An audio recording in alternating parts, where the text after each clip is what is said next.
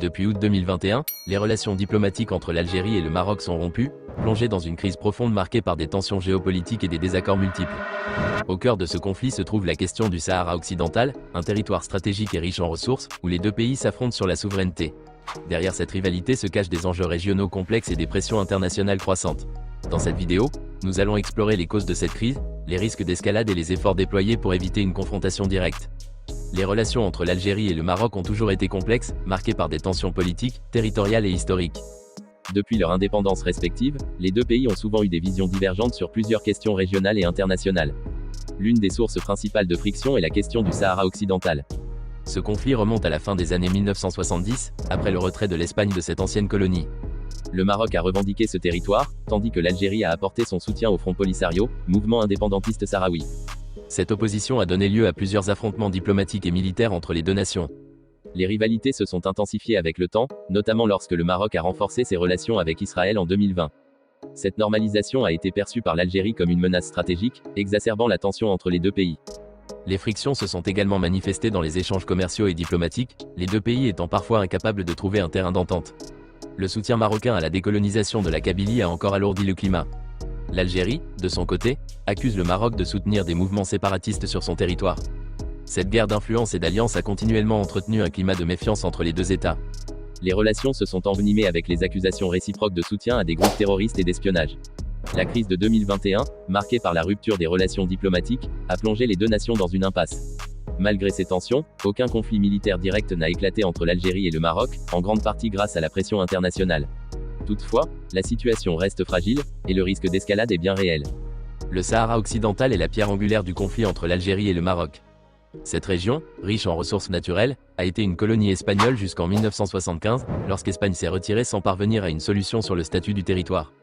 Le Maroc a alors annexé la région, ce qui a provoqué une résistance de la part du Front Polisario, soutenu par l'Algérie. L'Algérie considère le Sahara occidental comme une question de décolonisation et soutient le droit des Sahraouis à l'autodétermination. Le Maroc, pour sa part, considère le Sahara occidental comme une partie intégrante de son territoire. Cette divergence de point de vue est au cœur des tensions entre les deux pays. L'ONU a appelé à un référendum d'autodétermination pour résoudre ce conflit, mais il n'a jamais eu lieu en raison de désaccords sur les conditions de sa mise en œuvre. La situation est d'autant plus compliquée que plusieurs pays ont reconnu la souveraineté du Maroc sur la région, dont les États-Unis en 2020, une décision qui a exacerbé la colère de l'Algérie. Le rôle du Front Polisario reste essentiel dans cette lutte, et la mobilisation de ce mouvement indépendantiste reste forte, notamment parmi les jeunes générations sahraouis. En réponse, le Maroc a renforcé ses positions militaires et diplomatiques dans la région, de même que l'Algérie, bien que sur des fronts différents. La pression internationale, notamment des grandes puissances, ajoute une dimension supplémentaire à ce conflit déjà complexe. Cette situation contribue à un climat d'instabilité dans la région du Maghreb. La guerre par procuration, avec l'implication de groupes militants, est une réalité du terrain. Des affrontements sporadiques ont eu lieu, et les discussions de paix restent au point mort. Le Sahara occidental, bien qu'étant un territoire vaste et peu peuplé, demeure un enjeu géopolitique majeur. L'Algérie et le Maroc continuent de se disputer cette région en tant que symbole de leur puissance et de leur influence en Afrique du Nord. La Kabylie, une région montagneuse de l'Algérie, a également été un point de friction majeur entre le Maroc et l'Algérie. Bien que la question de l'autonomie de la Kabylie ne concerne directement que l'Algérie, le Maroc a exprimé son soutien à l'autodétermination de cette région. Ce soutien a particulièrement irrité Alger, qui considère toute ingérence dans ses affaires internes comme une provocation. L'Algérie a répondu en accusant le Maroc de soutenir des séparatistes kabyles, ce qui a intensifié la méfiance entre les deux pays. Ce type de déclaration est perçu comme une menace directe à l'intégrité territoriale de l'Algérie. Le Maroc, quant à lui, soutient que la situation en Kabylie est une question de droits humains et d'autodétermination, mais cela est interprété par l'Algérie comme un soutien à la division interne. Cette tension a eu des répercussions sur la coopération entre les deux nations, qui étaient auparavant assez proches sur certaines questions régionales. Les Kabyles, majoritairement berbères, ont des liens historiques avec le Maroc, mais ces relations ont été largement mises de côté dans le contexte de la crise actuelle. D'un autre côté, l'Algérie perçoit la stabilité interne comme essentielle pour son rôle dans la région, et toute tentative de déstabilisation est perçue comme une menace. La question kabyle est donc une autre facette de la rivalité entre Alger et Rabat, où les enjeux internes se mêlent aux enjeux extérieurs. Ces tensions ont également été exacerbées par des discours haineux alimentés par la propagande des deux côtés. L'usage des réseaux sociaux pour diffuser des idées nationalistes et séparatistes a aggravé les divisions. Ces discours ont eu un impact sur les populations, qui sont de plus en plus polarisées. Si la situation en Kabylie reste intérieure à l'Algérie, elle devient un terrain d'affrontement indirect entre les deux pays. Les appels à la solidarité régionale et à la stabilité sont souvent ignorés, tant les enjeux sont devenus personnels pour les dirigeants des deux nations. Les alliances régionales et internationales jouent un rôle clé dans la dynamique du conflit entre l'Algérie et le Maroc. Les États-Unis, l'Union européenne, la France et d'autres acteurs internationaux ont des intérêts stratégiques dans la région. Les États-Unis, par exemple, ont montré un soutien clair au Maroc en 2020 en reconnaissant sa souveraineté sur le Sahara occidental. Cette décision a été perçue par l'Algérie comme un alignement de Washington avec Rabat, exacerbant les tensions. En revanche, l'Algérie reste un acteur clé de la politique de sécurité en Afrique du Nord, notamment en matière de lutte contre le terrorisme et le crime organisé. Les États-Unis ont donc tenté de jouer un rôle de médiation, cherchant à éviter une confrontation directe entre les deux pays. L'Union européenne a également tenté de maintenir un équilibre en soutenant des négociations diplomatiques.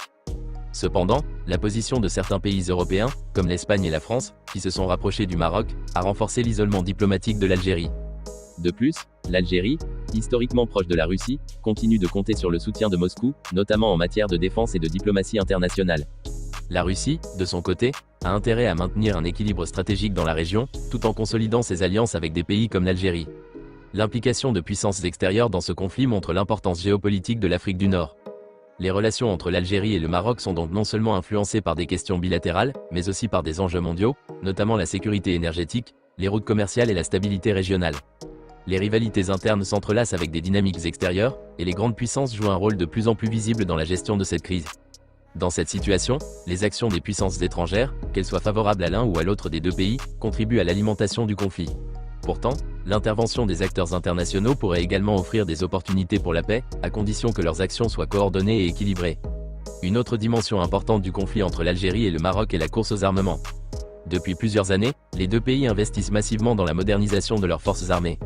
L'Algérie, qui dispose déjà d'une des armées les plus puissantes d'Afrique, a considérablement renforcé ses capacités militaires en achetant des équipements de pointe. Le Maroc, quant à lui, a également développé ses capacités militaires, en particulier avec le soutien des États-Unis, qui lui fournissent des équipements modernes. Cette course aux armements a créé une atmosphère de méfiance et de défiance, où chaque camp se prépare au pire. Les dépenses militaires de ces deux nations sont devenues un indicateur de la tension croissante entre elles. Ces investissements militaires sont vus comme une réponse à la montée des menaces potentielles, mais ils exacerbent également la crainte de voir une confrontation militaire éclater. L'acquisition d'armements sophistiqués peut aussi attirer l'attention des puissances mondiales, qui se retrouvent dans une position délicate. Le risque de guerre ouverte entre les deux pays devient plus tangible à mesure que les capacités militaires se renforcent des deux côtés. Cela signifie que les incertitudes sur la situation du Sahara occidental, associées à la montée en puissance des armées, pourraient bien conduire à une guerre par procuration, où des groupes militants comme le Front Polisario agiraient comme des acteurs indirects. La désescalade devient plus difficile lorsque les deux pays sont fortement armés et prêts à défendre leur position par tous les moyens. Une telle course aux armements rend aussi le processus de paix plus ardu, car il devient plus difficile de trouver un terrain d'entente lorsqu'il existe un tel niveau de préparation militaire. Il est donc crucial d'éviter cette spirale en trouvant des solutions diplomatiques avant que cette course n'entraîne des conséquences irréversibles. Le conflit entre l'Algérie et le Maroc a des répercussions profondes sur leurs économies respectives.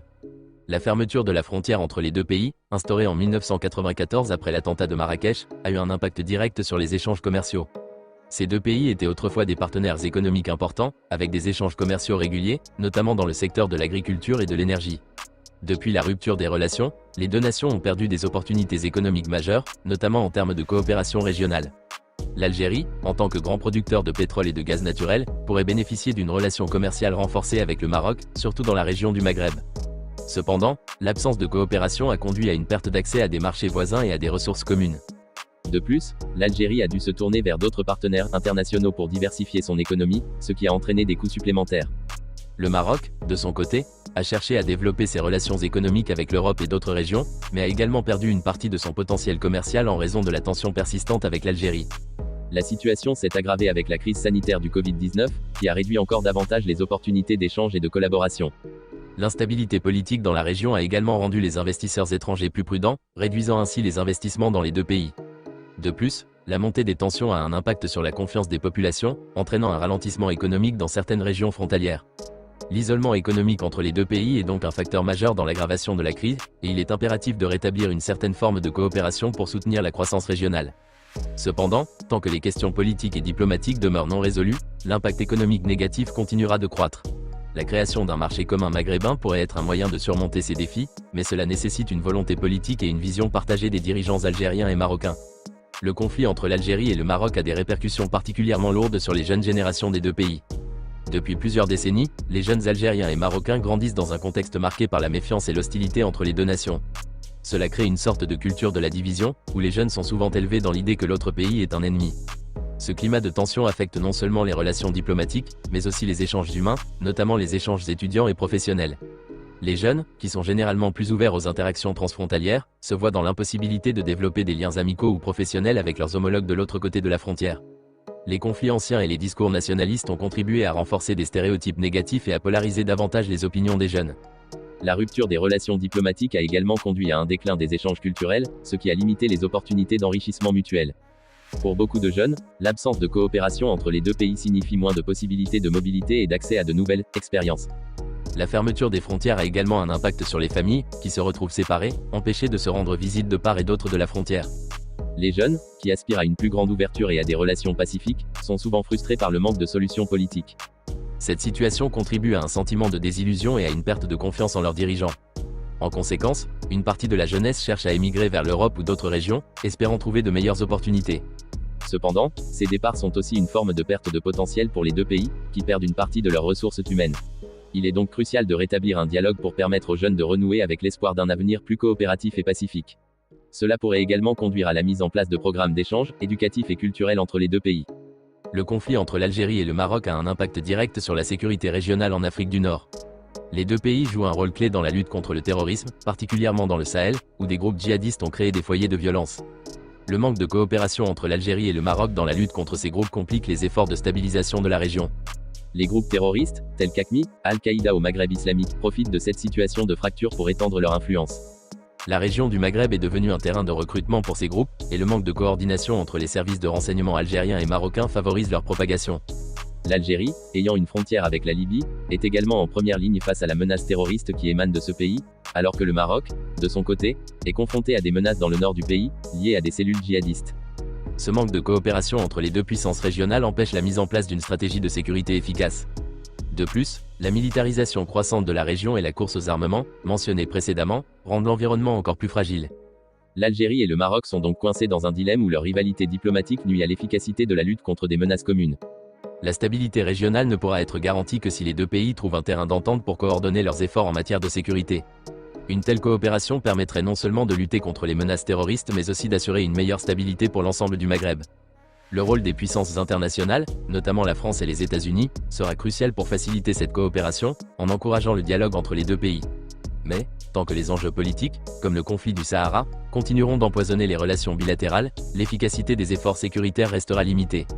Le conflit entre l'Algérie et le Maroc dépasse largement les frontières des deux pays et a des répercussions sur la diplomatie internationale. L'Algérie et le Maroc cherchent à renforcer leur influence dans le monde arabe et au-delà, ce qui les amène à rechercher des alliances stratégiques. L'Algérie, en particulier, a cherché à jouer un rôle de leader dans le mouvement des non-alignés, tandis que le Maroc a récemment renforcé ses relations avec Israël et certains pays européens. Ces choix diplomatiques ont exacerbé les tensions, chacun des deux pays cherchant à affirmer sa position sur la scène internationale. L'Algérie, par exemple, s'est opposée à l'adhésion du Maroc à l'Union africaine en raison de son occupation du Sahara occidental, une question qui reste un obstacle majeur à toute normalisation des relations. D'autre part, le Maroc a gagné des soutiens importants, notamment celui des États-Unis, qui ont reconnu la souveraineté du Maroc sur le Sahara occidental en 2020. Cette reconnaissance a été perçue par l'Algérie comme une manœuvre géopolitique visant à isoler le pays sur la scène internationale. La diplomatie entre les deux pays est donc marquée par une série d'alliances, de soutiens et de rivalités qui compliquent le règlement du conflit. De plus, l'Algérie et le Maroc s'affrontent aussi sur des forums internationaux comme les Nations Unies, l'Organisation de la coopération islamique, ou encore le Conseil de sécurité. Dans ce contexte, les États-Unis et la Russie jouent un rôle d'intermédiaire, cherchant à apaiser les tensions tout en poursuivant leurs intérêts dans la région. L'UE, quant à elle, tente de maintenir une position neutre, mais son soutien à la stabilité régionale la pousse à appeler à des négociations entre les deux pays. Les tensions diplomatiques rendent difficile l'élaboration de politiques communes pour résoudre les défis régionaux, comme le terrorisme, la migration ou les enjeux environnementaux. Les frontières entre l'Algérie et le Maroc sont l'une des causes profondes du conflit entre les deux pays. La fermeture de la frontière, qui a eu lieu en 1994, a non seulement affecté les échanges commerciaux, mais aussi perturbé les relations sociales et culturelles entre les populations des deux côtés. Les familles vivant près de la frontière sont souvent séparées, et les déplacements d'une nation à l'autre sont devenus complexes et coûteux. Cette situation a créé des tensions au sein des communautés frontalières, qui ont des liens historiques et culturels forts. La fermeture des frontières a également entravé les possibilités d'intégration régionale, notamment dans le cadre de l'Union du Maghreb arabe, UMA, une organisation censée promouvoir la coopération régionale. Cependant, en raison du conflit entre l'Algérie et le Maroc, l'UMA est restée largement inactive. La situation des frontières est également compliquée par les mouvements migratoires dans la région. De nombreux migrants africains, en particulier des pays subsahariens, traversent cette zone pour se rendre en Europe, ce qui complique davantage la gestion des frontières et crée des tensions sur les questions de sécurité et de migration. Les deux pays sont confrontés à des défis similaires en matière de contrôle des frontières, mais leur incapacité à coopérer sur ce sujet a des conséquences sur la sécurité régionale. Une gestion efficace des frontières nécessite une coopération bilatérale, mais cette coopération reste un objectif difficile à atteindre en raison des tensions politiques persistantes. Il est essentiel que les deux pays reconnaissent que la stabilité de la région dépend de leur capacité à gérer ensemble ces enjeux transfrontaliers. Les relations entre l'Algérie et le Maroc ont évolué au fil des décennies, depuis une période de coopération après l'indépendance des deux pays dans les années 1960, jusqu'à l'isolement actuel. Au départ, les deux nations avaient des liens solides, tant sur le plan économique que politique. L'Algérie, ayant obtenu son indépendance en 1962 après une guerre de libération contre la France, a trouvé en le Maroc un partenaire stratégique. Cependant, à mesure que les années passaient, les tensions entre les deux pays ont commencé à émerger, principalement en raison du conflit du Sahara occidental. La guerre de sable de 1963, un affrontement militaire de faible intensité, marque un tournant dans leurs relations. Bien que l'Algérie ait soutenu la lutte des Sahraouis pour leur indépendance, le Maroc a revendiqué la région comme faisant partie de son territoire historique, ce qui a exacerbé la fracture entre les deux pays. Après l'événement de 1994, lorsque le Maroc a accusé l'Algérie d'avoir soutenu un attentat à Marrakech, les relations diplomatiques se sont détériorées de manière significative, aboutissant à la fermeture des frontières. Depuis lors, les relations sont restées tendues, alternant entre tentatives de dialogue et périodes de rupture. Aujourd'hui, la question du Sahara occidental demeure le principal point de friction, avec des implications sur le rôle international des deux pays et leurs alliances respectives. Les efforts pour rétablir des relations normales ont souvent échoué, car chaque côté maintient des positions fermes sur ce dossier. Le conflit autour du Sahara occidental est sans doute la principale cause de l'animosité persistante entre l'Algérie et le Maroc. Le Sahara occidental, une ancienne colonie espagnole, a été revendiqué par le Maroc après le retrait de l'Espagne en 1975. L'Algérie, soutenant le Front Polisario, a soutenu l'indépendance du Sahara occidental, et la guerre entre le Front Polisario et les forces marocaines a eu lieu tout au long des années 1970 et 1980. Cette guerre a laissé des cicatrices profondes, et la question de la souveraineté sur le territoire reste non résolue, avec de nombreux réfugiés sahraouis vivant dans des camps en Algérie, notamment à Tindouf. Les Nations Unies ont proposé un plan de paix, mais l'impasse reste totale. Le Maroc considère le Sahara occidental comme une partie intégrante de son territoire, soutenue par des actions diplomatiques et des investissements dans la région. De son côté, l'Algérie affirme qu'il s'agit d'une question de décolonisation et soutient le droit à l'autodétermination du peuple sahraoui. La question sahraoui est devenue une ligne de fracture profonde dans les relations entre les deux pays et a été utilisée par les dirigeants des deux côtés pour renforcer leur position nationale. Ce conflit a non seulement entravé la coopération bilatérale mais a aussi eu un impact sur la stabilité et la coopération dans l'ensemble de la région du Maghreb. De plus, les rivalités au sujet de ce territoire ont parfois empêché une coopération plus large dans des domaines tels que la lutte contre le terrorisme, la sécurité régionale et la gestion des ressources naturelles. Le conflit algéro-marocain a également des répercussions sur l'ensemble de la région du Maghreb. La région, pourtant riche de ses ressources naturelles et de ses potentialités humaines, reste en grande partie divisée en raison de l'hostilité persistante entre ces deux puissances principales. Cette division a nui à la création d'une véritable intégration régionale, malgré la création de l'Union du Maghreb arabe, UMA, en 1989. L'UMA devait initier une coopération dans des domaines clés tels que l'économie, la sécurité et les échanges culturels. Toutefois, l'absence de volonté politique, alimentée par les divergences entre l'Algérie et le Maroc, a limité l'efficacité de cette organisation. L'Algérie et le Maroc ont souvent privilégié des alliances internationales indépendantes plutôt que de travailler ensemble au sein de l'UMA. En conséquence, les pays voisins, comme la Tunisie et la Libye, se retrouvent dans une position délicate, essayant de maintenir de bonnes relations avec les deux géants du Maghreb tout en étant souvent contraints de prendre des positions de compromis. Cette division a aussi des implications économiques importantes. Par exemple, le Maroc et l'Algérie pourraient bénéficier d'un marché commun, mais en raison de leur animosité, ils ont raté cette occasion. Les tensions entre les deux pays ont aussi conduit à une militarisation croissante des frontières, les ressources étant souvent redirigées vers des objectifs militaires plutôt que de favoriser la croissance économique et l'intégration régionale. Les médias jouent un rôle clé dans la propagation des tensions entre l'Algérie et le Maroc. Dans les deux pays, les médias nationaux sont souvent utilisés comme instruments de propagande, alimentant un sentiment anti-étranger et exacerbant les animosités historiques. Les journalistes, en raison des pressions politiques et des lignes éditoriales imposées par les gouvernements, sont parfois contraints de diffuser des récits biaisés sur les événements qui se déroulent de l'autre côté de la frontière. Cela est particulièrement visible lors des moments de crise, où les médias peuvent enflammer les passions et présenter l'autre nation sous un jour négatif. Les chaînes de télévision et les journaux soutiennent souvent les discours nationalistes et alimentent les stéréotypes, exacerbant les perceptions de menaces et de rivalité. Les réseaux sociaux, en particulier, ont exacerbé ce phénomène ces dernières années, en permettant la diffusion rapide d'informations non vérifiées et de discours haineux. Cela empêche une discussion objective et constructive sur les moyens de résoudre les différends. D'un autre côté, certains médias indépendants et organisations internationales tentent de promouvoir des messages de réconciliation et de coopération, mais leur portée est souvent limitée par la domination des récits nationalistes dans la sphère publique. Cette guerre médiatique contribue à rendre plus difficile la normalisation des relations bilatérales et à accroître l'isolement des populations, qui se retrouvent enfermées dans des visions erronées de l'autre. Pour que les relations entre l'Algérie et le Maroc s'améliorent, il est impératif que la diplomatie prenne une place centrale. Les négociations doivent aborder les enjeux clés, notamment la question du Sahara occidental, mais aussi d'autres dossiers économiques, sociaux et sécuritaires. Les deux pays doivent reconnaître qu'il n'y a pas de véritable solution militaire à leurs différends, et qu'un dialogue sincère est la clé pour débloquer la situation. Cependant, pour que ce dialogue ait des chances de succès, il est essentiel qu'il soit soutenu par des acteurs internationaux crédibles et impartiaux, qui peuvent jouer un rôle d'intermédiaire. Les organisations régionales, comme l'Union africaine, pourraient être un cadre utile pour la médiation. Les dirigeants algériens et marocains devront faire preuve de volonté politique, au-delà de leurs différends historiques, pour instaurer une coopération constructive. Les investissements dans des projets communs, comme des infrastructures régionales ou des initiatives environnementales, pourraient constituer des points d'entrée pour rétablir la confiance. Les relations interpersonnelles entre les populations des deux pays doivent également être encouragées, à travers des échanges culturels, des programmes éducatifs et des partenariats économiques. Le processus de normalisation des relations sera long et complexe, mais la diplomatie reste la seule voie possible pour surmonter les obstacles et construire un avenir pacifique et prospère pour les deux nations. La coopération entre l'Algérie et le Maroc serait bénéfique non seulement pour les deux pays, mais aussi pour la stabilité de l'ensemble du Maghreb.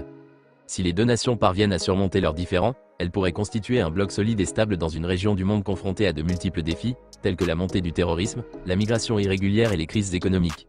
Une coopération renforcée permettrait de créer un environnement favorable à la croissance économique, grâce à des échanges commerciaux fluides et à des projets d'infrastructures régionales. Cette coopération renforcerait également la sécurité collective, notamment en matière de lutte contre le terrorisme et de gestion des frontières. Une telle dynamique serait bénéfique pour les pays voisins, comme la Tunisie, la Libye et même les pays du Sahel, en renforçant la coopération dans des domaines clés tels que la lutte contre le terrorisme, la gestion des crises humanitaires et les initiatives de développement régional.